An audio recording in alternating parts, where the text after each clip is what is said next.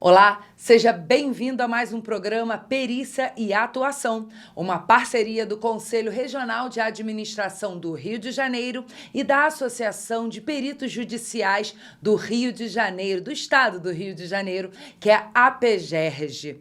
Hoje nós vamos falar aqui nesse segundo episódio sobre as diversas operações do perito judicial, onde ele pode atuar, com o que ele pode atuar, pode dizer sim ou não. A gente vai falar um pouquinho sobre essas especificidades. E quem está aqui comigo novamente é a perita Georgia Medjalani. É um nome difícil de falar, mas ela vai explicar tudo muito facilmente para você, para entender um pouquinho desse mundo da perícia judicial. Georgia, mais uma vez, seja muito bem-vinda. Obrigada, Érica. Bom dia, boa tarde, boa noite. Quem na internet já sabe, todo horário é horário, né? Sim. Georgia, vamos falar um pouquinho, assim, a gente falou agora, Conselho Regional de Administração do Rio de Janeiro, Associação de Peritos Judiciais do Rio de Janeiro. O perito, se ele é cadastrado aqui no Rio de Janeiro, ele só pode atuar aqui, só nessa comarca, é liberado a atuar em outras? Explica um pouquinho pra gente como é que são essas áreas. Então, o perito judicial, ele pode atuar em várias comarcas, né? Mas ele tem que estar cadastrado naquela determinada comarca, seja de São Paulo, de Brasília, né? Da Bahia, do Rio de Janeiro. Ele tem que estar registrado no TJ do Rio de Janeiro ou no Tribunal de Justiça, né? Ou no Tribunal Regional do Trabalho. E, assim, eu sou perita, eu me registrei, por exemplo, aqui no Rio de Janeiro, mas eu tenho um processo em Belém. Eu preciso me deslocar para Belém para trabalhar nesse processo, atuar nesse processo? Não, atualmente não, né? Desde um pouco antes da pandemia, os tribunais, ele já foi determinada uma regra, né? Que os processos passaram a ser digitalizados, né? E as varas foram fazendo isso com o tempo.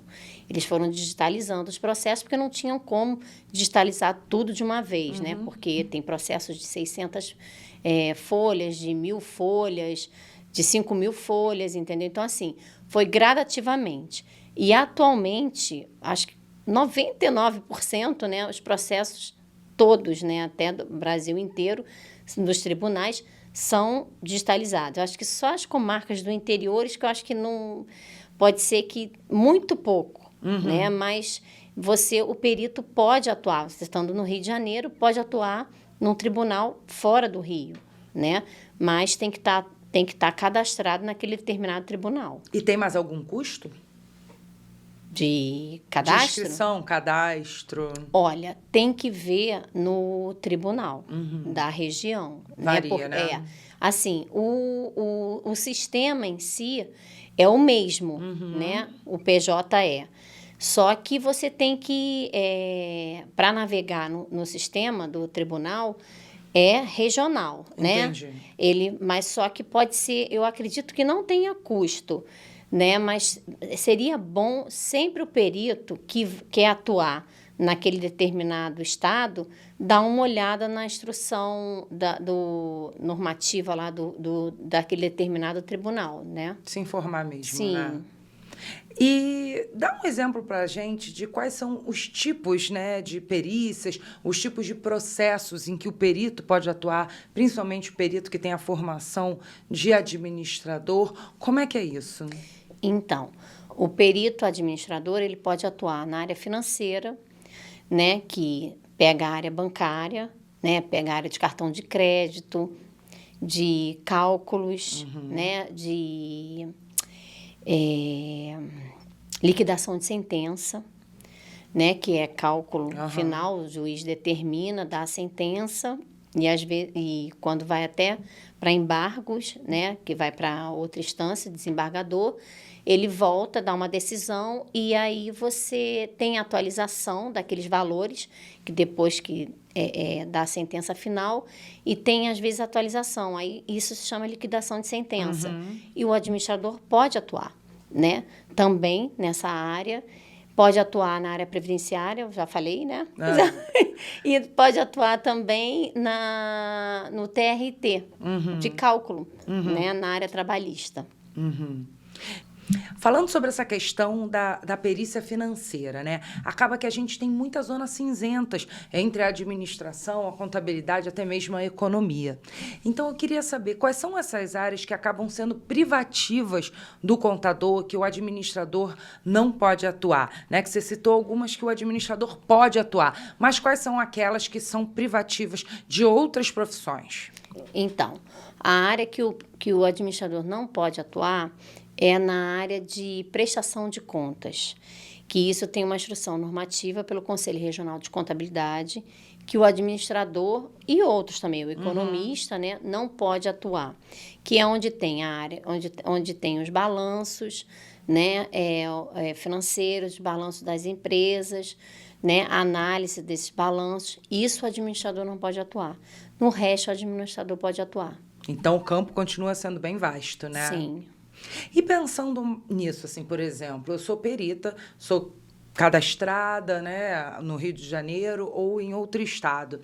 Aí eu recebo uma notificação judicial, né? Eu sou nomeada pelo juiz para participar daquela perícia, para participar daquele processo, mas eu não me sinto à vontade de fazer aquilo, seja por uma questão profissional, seja por uma questão pessoal. Eu posso dizer que não, ou eu sou obrigada a atuar naquela área, naquele processo? Não, o perito judicial, ele pode pedir escusa daquele processo que ele é nomeado pelo juiz.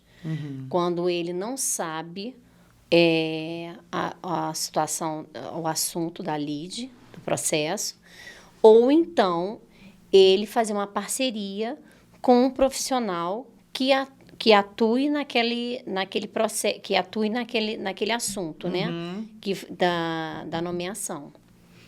Isso pode ocorrer. Se ele quiser aprender, né?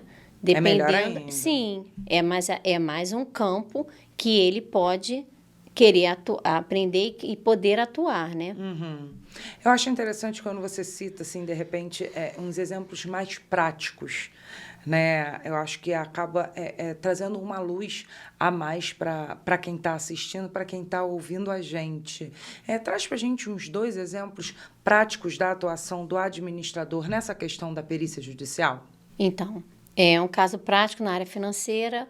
Por exemplo, no banco, você pega um empréstimo bancário, né? E aí você paga a prestação e tem um determinado juros, um valor de juros que você faz pelo contrato de financiamento. E aí o administrador ele pode analisar o valor referente ao valor do percentual as parcelas em si, né? O percentual dos juros, se está correto, se está batendo conforme o contrato firmado entre as partes, o banco e o cliente, né? Então, isso é um tipo de análise que o administrador pode fazer numa perícia, no processo pericial, né? Outra análise também que o administrador pode fazer é na área previdenciária, de cálculo, a análise de se os valores que o aposentado, né, recebeu está correto conforme a tabela do INSS. Isso o administrador pode fazer. O que ele não pode fazer tem umas áreas específicas na área previdenciária que só o atuário pode fazer e também nem o contador e nem o economista, no caso, né? Que aí as partes, o advogado da parte que está pleiteando, pode questionar isso. Só o atuário que pode fazer, mas são cálculos específicos. Agora, a atualização de valores, verificação de valores, o administrador pode fazer na área previdenciária. Então, no também. mesmo processo, vários peritos podem e devem atuar, né? Sim, sim. Há um leque muito grande, entendeu? Mas tem determinadas áreas que o administrador não pode atuar, mas muitas áreas o administrador pode fazer o trabalho, entendeu? E receber pela perícia. Ou então, um processo só pode ser uma área multidisciplinar, né? Eu acho que isso que é interessante. Até mesmo para a troca entre as profissões, né? Sim. E é muito importante. Troca também de peritos, né? Esses network também é muito importante. Por isso que, às vezes, você fazendo uma parceria com outro perito que tem um conhecimento mais vasto, entendeu? E assim, Aham. mais amplo, você acaba aprendendo e acaba podendo também atuar naquela área, né? Tudo é aprendizado, né? Sim, Verdade. Georgia, foi um prazer tê-la aqui no nosso segundo episódio do Perícia e Atuação. E já quero o terceiro. isso aí. Prazer todo meu, Érica. Prazer. E obrigada a você que assistiu a gente aqui no Perícia e Atuação. Aguardo você no próximo programa para a gente tirar mais dúvidas sobre essa área tão interessante para o profissional da administração. Eu te aguardo. Até a próxima. Tchau, tchau.